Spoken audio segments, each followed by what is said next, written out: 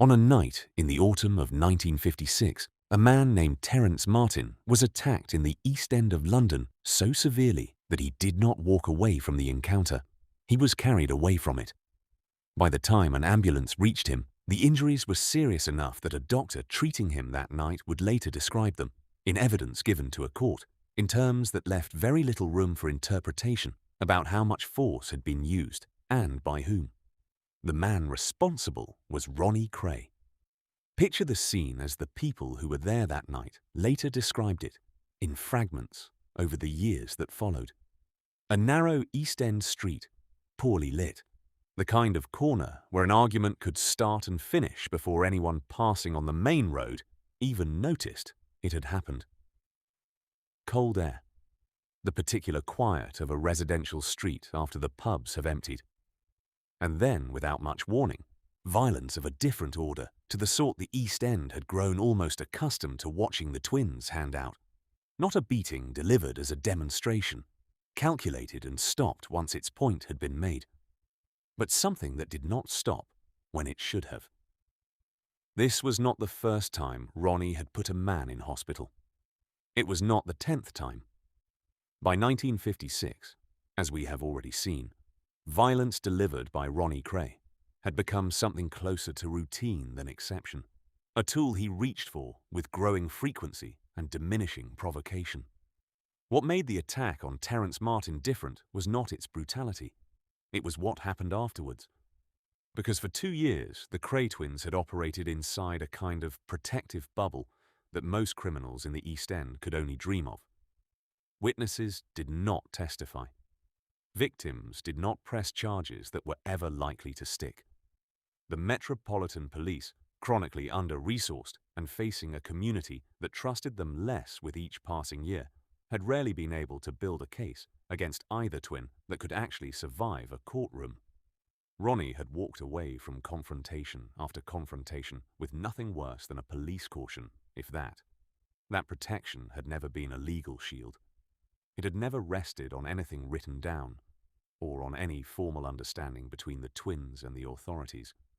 It rested entirely on the same mechanism we have already traced through the earlier years of this story. A community that had learned through repetition that speaking against the Kray name carried a cost, and that silence, however unjust it might feel in any single instance, was almost always the safer choice. That mechanism had held for 2 years without a single serious failure. It was about to fail Ronnie Kray for the first time, and it would fail him in November of 1956, precisely because this incident did not stay contained within the world the twins controlled. This time, he did not walk away. Ronnie Kray was arrested, charged, and in November of 1956, convicted of causing grievous bodily harm to Terence Martin. He was sentenced to 3 years in prison and sent to Wandsworth. For the first time since he and his brother had walked out through the gates of a military prison in 1954, Ronnie Kray was no longer free. And the East End of London, for the first time in more than 2 years, would have to find out what the firm looked like, with only one twin standing at the head of it. To understand how this happened, how the same wall of silence that had protected the twins through countless earlier incidents finally failed to protect Ronnie when it mattered most, you need to look closely at what had actually changed by the autumn of 1956, and it is worth returning briefly to where the previous chapter of this story left off. By that point, as we have seen, the equilibrium the twins had spent 2 years building was already under strain. Ronnie's need to be feared had stopped serving any clear defensive purpose and had become, increasingly, an end in itself. He was picking fights that had no strategic value, provoked by nothing more than a misplaced glance or a laugh he decided was aimed at him. Reggie had spent much of that year trying to manage the fallout from his brother's unpredictability, positioning himself as the reasonable, negotiable twin who could smooth over what Ronnie's temper set alight. It had worked, more or less, for most of 1956, but it had worked by containing the damage after the fact, not by preventing the underlying pattern from continuing. And a pattern that is merely contained rather than stopped eventually produces an incident large enough that containment is no longer possible. The attack on Terence Martin was that incident. The precise circumstances that led to the confrontation are not fully agreed upon in the accounts that survive, and this is, by now, a familiar feature of this period of the Kray story. What can be said with confidence is that the dispute, whatever its origin, was not one that either brother had approached with any particular caution. Reggie was not present when the worst of the violence occurred, according to most tellings, which is itself notable, because it meant that for once, there was no calculating twin standing close enough to pull his brother back before the moment went too far. Ronnie, alone, made a decision in the space of a few seconds that would cost him 3 years of his life. And it is difficult to escape the conclusion, looking at everything we now know about the pattern building through 1956, that this was not really a single isolated decision at all.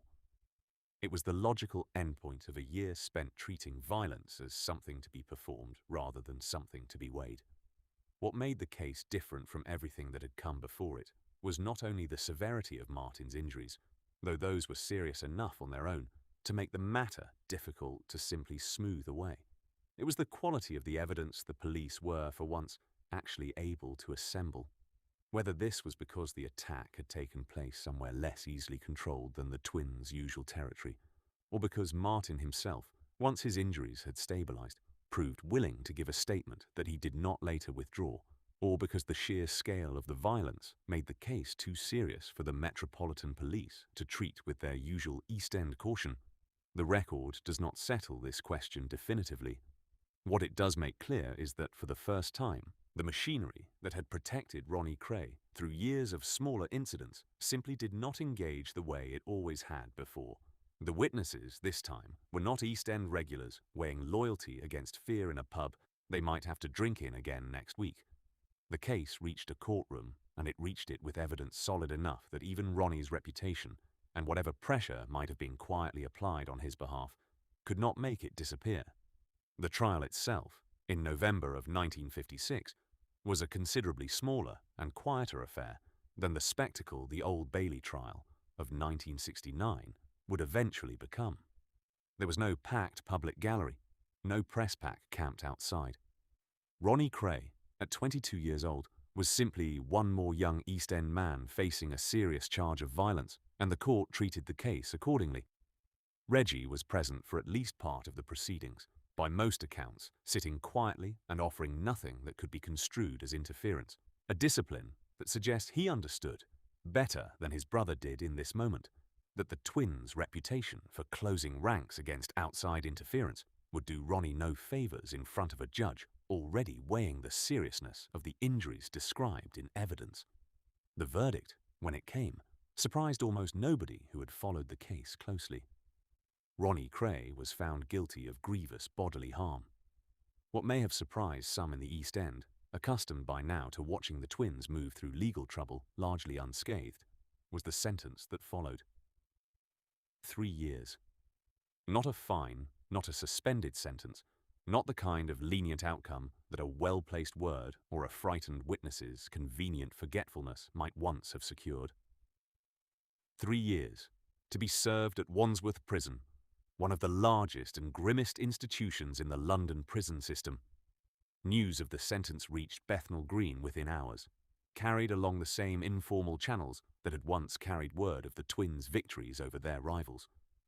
This time, the news travelling those channels was of a very different kind, and it is worth imagining what it must have felt like to receive it. For 2 years, the story East End residents told one another about the Kray twins had been a story about invulnerability, about 2 young men the law simply could not touch, however hard it tried. That story had just been proven false, in open court, in front of witnesses who had no reason to lie about what they had seen. For some, particularly among the twins' rivals and the men who had quietly resented paying for protection they had never asked for, the news brought something close to relief. For the young men of the firm itself, it brought something closer to disorientation. The foundation they had built their loyalty on had just cracked, publicly, for the first time. It is worth pausing on what this moment actually meant, both for Ronnie personally and for the wider story of the firm, because its consequences would extend far beyond the 3 years themselves. For Ronnie, prison in 1956 was an entirely different proposition to the military detention he and his brother had experienced together 2 years earlier. At Shepton Mallet, whatever its hardships, the twins had at least shared the experience of confinement in a broadly similar institution at broadly the same time, and their sentence there had ended, for both of them, in a discharge that returned them together to Valence Road. Wandsworth offered no such shared experience. Ronnie was going in alone, without his brother beside him for the first extended period of his adult life, into an environment considerably harsher and more dangerous than anything either twin had previously faced. Consider for a moment what those first weeks at Wandsworth must actually have felt like for him, because it is easy to state the bare fact of his imprisonment without dwelling on what it meant in practice. Wandsworth, in the mid-1950s, was a large, overcrowded Victorian prison, its wings built on a design intended to isolate rather than to comfort, its routines governed by bells and silence, and the particular, grinding monotony of a sentence with years still to run. For a man who had spent every significant day of his life since birth within arm's reach of someone who looked exactly like him, who had shared a womb, a bedroom, a set of boxing gloves, a military cell, and a criminal enterprise with that same person, without ever really being required to function as a fully separate individual. The sudden and complete removal of that presence was not a minor adjustment. It was the first time in 22 years that Ronnie Kray had to exist, day after day, entirely as himself. We will see in the chapters that follow exactly what that isolation did to him, how a young man who had spent every significant moment of his life within arm's reach of an identical twin began, alone in a cell at Wandsworth, to unravel in ways that would eventually be given a clinical name. That story belongs to what comes next in this series, and it deserves to be told with the care and the space it requires rather than compressed into the closing minutes of this one.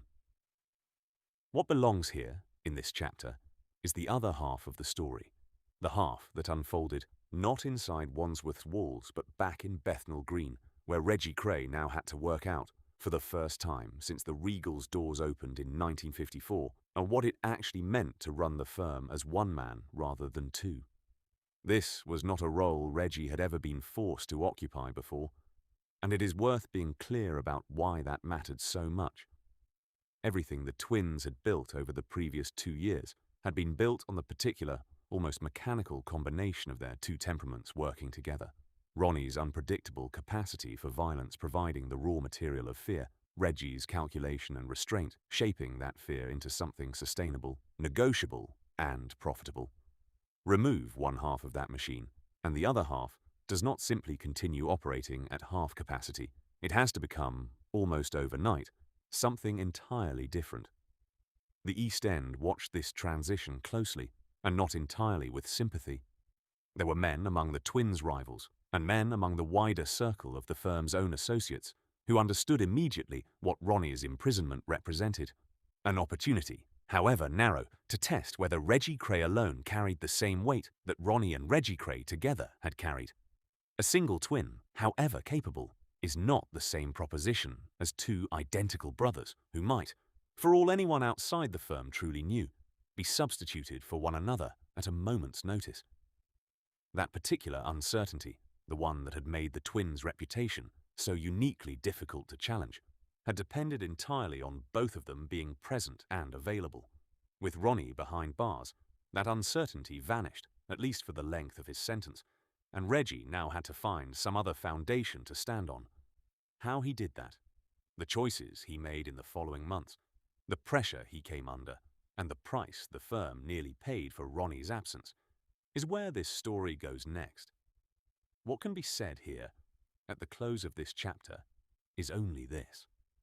On the night Ronnie Kray was sentenced to 3 years at Wandsworth, the firm that had taken 2 careful years to build stood, for the first time since its founding, genuinely uncertain of its own survival, and several hundred miles away from anything either twin could have predicted in that courtroom, inside a prison cell that would prove far harder on Ronnie's mind than any rival gang had ever managed to be, the man who would eventually be diagnosed with paranoid schizophrenia was already beginning, quietly and almost imperceptibly, to come apart.